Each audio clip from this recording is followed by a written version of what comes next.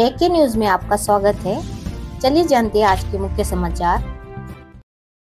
श्री अब्दुल खान लतीफ खान दुरानी उर्फ बाबाजानी यांच्या विरुद्ध पाथरी पोलीस स्टेशन येथे खोटा गुन्हा नोंदविल्याबाबत जाहीर निषेध व दाखल केलेला खोटा गुन्हा परत घेण्याबाबत राष्ट्रवादी काँग्रेस पक्ष शरदचंद्र पवार साहेब यांच्या पक्षाच्या पदाधिकाऱ्यांनी आज दुपारी 12 वाजता उपविभागीय अधिकार्यालय पाथरी येथे निवेदन दिलेले आहे।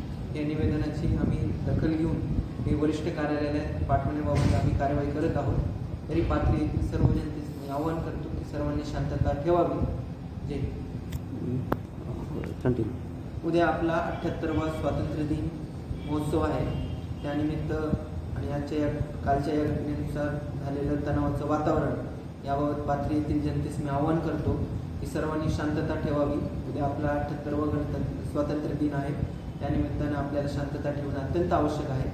त्यामुळे मी पाथरीकरांना आवाहन करतो।